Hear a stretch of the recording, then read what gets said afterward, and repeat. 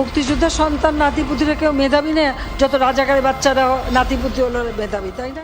আজ 16 জুলাই, জুলাই শহীদ দিবস। সরকারি চাকুরিতে কোটা বিরোধী আন্দোলনে অংশ নিয়ে 2024 সালের 16 জুলাই রংপুরের বেগম রোকেয়া বিশ্ববিদ্যালয়ের শিক্ষার্থী আবু সাঈদ পুলিশের গুলিতে নিহত হন। এরপরই ফুঁসে ওঠে সারা দেশের মানুষ। দিনটিকে স্মরণ করে জুলাই শহীদ দিবস পালন করা হয়।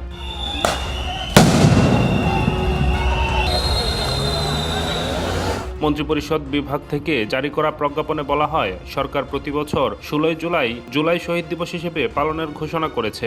এ তারিখ জুলাই শহীদ দিবস হিসেবে পালনের জন্য জাতীয় ও আন্তর্জাতিক দিবস পালন সংক্রান্ত মন্ত্রিপরিষদ বিভাগের 2024 সালের পরিপত্রের খ শ্রেণীভুক্ত করার সিদ্ধান্ত নিয়েছে।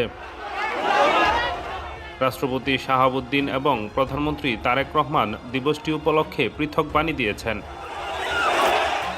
মুক্তিযুদ্ধ বিষয়ক প্রতিমন্ত্রী ইশরাক হোসেন জানিয়েছেন, জুলাই আগস্ট অভ্যুত্থানে আবু সাঈদ সহ সব শহীদদের স্মরণে 16 জুলাইকে জাতীয় দিবস হিসেবে পালনের সিদ্ধান্ত নিয়েছে সরকার। আগামী 5ই আগস্ট জুলাই গণ অভ্যুত্থান দিবস 2026 শিরোনামে একটি অনুষ্ঠান করা হবে এবং সেটি করা হবে চীন মৈত্রী সম্মেলন কেন্দ্রে। সেখানে আমাদের মাননীয় প্রধানমন্ত্রী চিফ গেস্ট হিসেবে উনি উপস্থিত থাকবেন। 16 জুলাই জুলাই শহীদ দিবস হিসেবে এটিকে পালন করার উদ্যোগ নেওয়া হয়েছে।